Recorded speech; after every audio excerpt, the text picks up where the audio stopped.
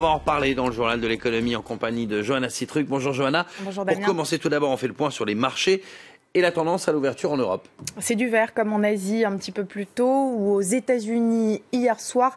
Les marchés sont rassurés par l'accord qui a mis fin à la fermeture des administrations fédérales, ce qu'on appelle le shutdown. On a donc plus 0,4 pour Paris, plus 0,8 pour Francfort, plus 0,2 pour Londres. Notez que l'action Carrefour a gagné à l'ouverture 2,7%.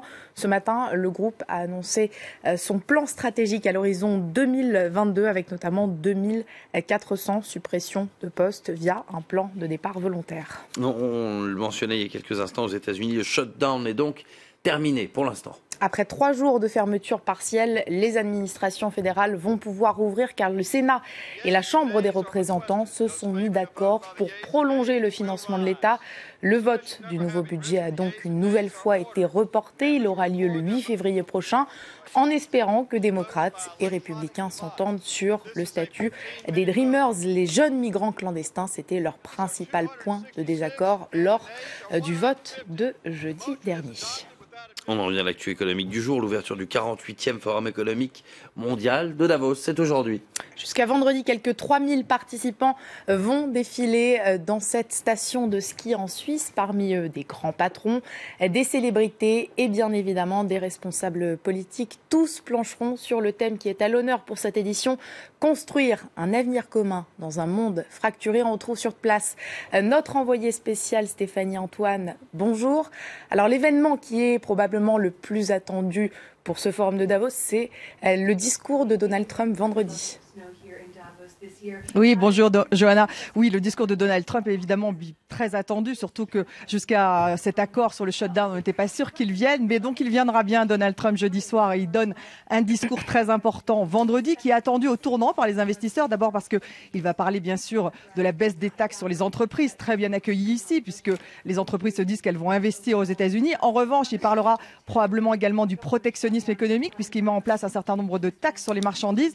Et là, bien sûr, ça sera beaucoup moins bien accueilli parce qu'à Davos, on n'aime pas le protectionnisme. En tout cas, c'est véritablement un discours qui crée l'événement vendredi. Bien sûr, il y a également la venue d'Emmanuel Macron. Donc ça, c'est mercredi. Ça sera à 17h30 que le président français donnera un discours. Alors, ce n'est pas la première fois qu'un président français vient à Davos. On se souvient que Nicolas Sarkozy est venu, mais également François Hollande. Mais c'est vrai que Emmanuel Macron en fait, disons, un moment clé de sa stratégie, ce qu'il appelle finalement la diplomatie de l'attractivité. Il veut donc attirer les investisseurs et montrer que la France maintenant, peut accueillir les entreprises de manière beaucoup plus accueillante qu'auparavant. Il faut voir qu'il y a à peu près 3000 dirigeants d'entreprises qui sont présents à Davos, une soixantaine de chefs d'État et de gouvernement. Et les dirigeants d'entreprises sont plutôt optimistes cette année puisque vous le savez, le FMI prévoit 3,9% de croissance mondiale. Donc bien sûr, il y a de l'optimisme. En revanche, il y a des risques et les risques donc sont mis en place, sont en tout cas exposés aujourd'hui dans un rapport. Il y a des risques géopolitiques, il y a des risques liés au climat et également des risques liés à la cybercriminalité. Et ces 3 risques pourraient peser bien sûr sur la croissance mondiale en 2018.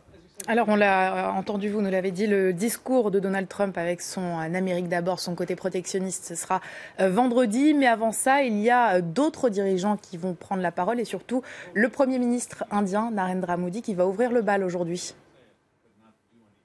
Et oui, Johanna, en fait, Narendra Modi, c'est le premier ministre indien à venir à Davos et c'est lui qui ouvre le bal. Donc, dans 2 heures, il fait un grand discours de 45 minutes. Ça sera ouvert donc par le professeur Schwab, qui est l'organisateur de l'événement. Alors, c'est vrai que c'est un moment clé pour l'Inde parce que ça fait 3 ans et demi que Modi est au pouvoir et évidemment, il incarne le réformateur en Inde. Il veut attirer les investisseurs. Il a mis en place une taxe unifiée dans le pays qui a permis d'augmenter les recettes. Et c'est vraiment avec cet objectif qu'il vient à Davos pour justement continuer à dire aux investisseurs, venez investir en Inde, on a besoin de vous pour la croissance. Alors une croissance qui devrait être forte en Inde cette année puisqu'on attend 7,4%.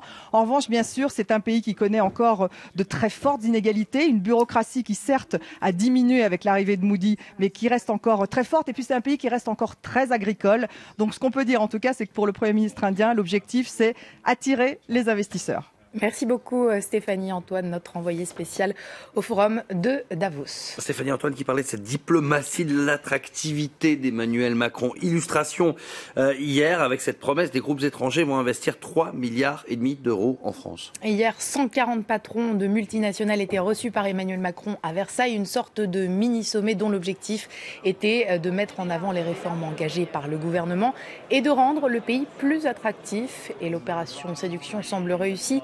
Toyota, Google ou encore Facebook ont promis d'investir dans l'Hexagone. On écoute le ministre de l'économie Bruno Le Maire. Ce qui compte, c'est que la décision soit prise, que les investissements arrivent, que les emplois arrivent derrière.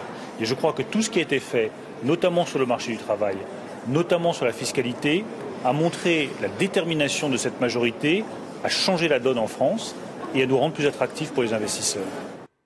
Merci beaucoup Johanna pour ce journal de l'Écho.